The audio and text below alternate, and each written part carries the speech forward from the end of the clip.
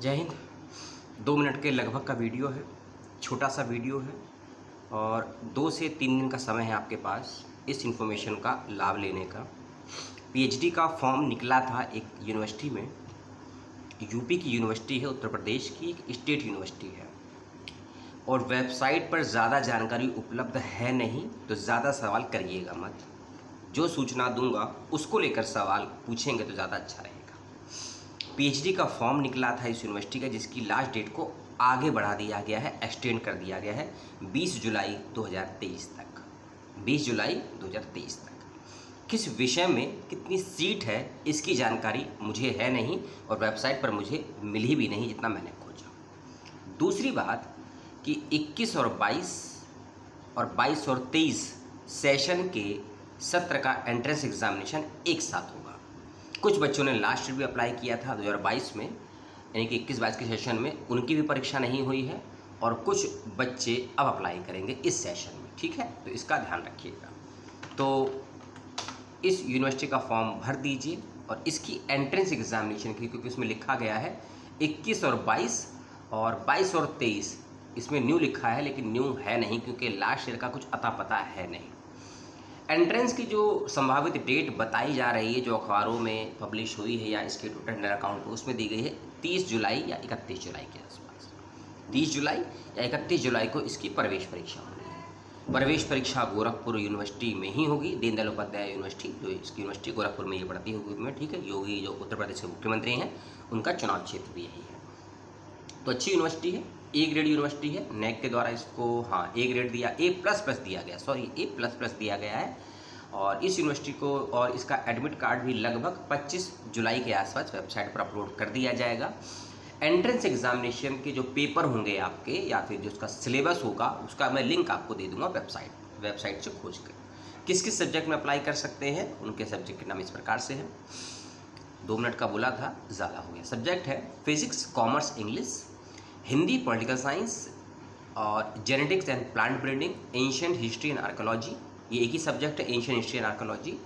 BPEd, economics, geography, law, agriculture economics, defence and studies, mathematics and statics, एक ही है mathematics and statics.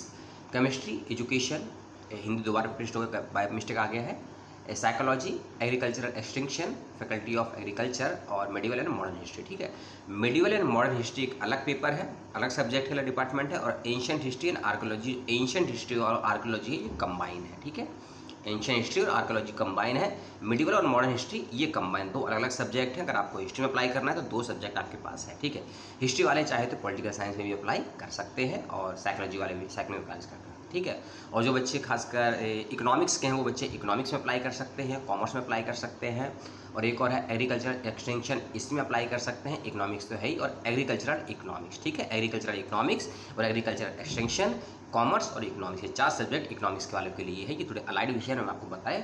Entrance 30 से 31 जुलाई को, last date 20 जुलाई। Fees वगैरह website पे देख लीजिएगा, रजिस्ट्रेशन का लिंक मैं आपको दे दूंगा।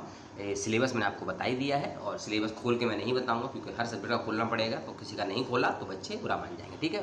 तो ये यूनिवर्सिटी है, फॉर्म भर दीजिए जल्द से जल्द।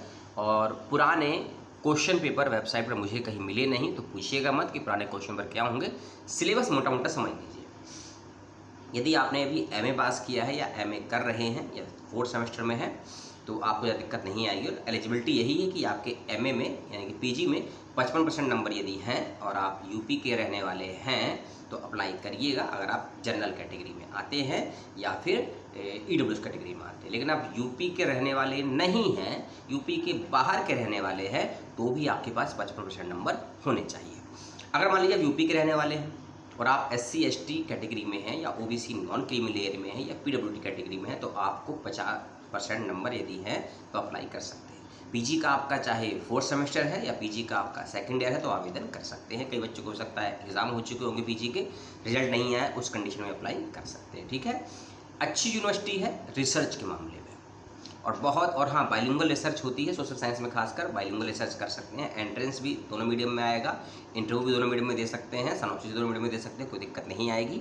इसको भरिए आराम से फॉर्म और यूनिवर्सिटी में अप्लाई करिए और एडमिशन लीजिए अपनी योग्यता के अनुसार और प्रवेश परीक्षा की तैयारी कीजिए। कोई और सवाल हो आपका जो आपको परेशान कर रहा हो इस यूनिवर्सिटी के फॉर्म को भरते वक्त में, कमेंट करके पूछिएगा। अगले वीडियो में आपसे मिलता हूँ बहुत जल्द। मेरे हुलिये पर मत जाइएगा, ना ही मेरे हालात पे जाइएगा।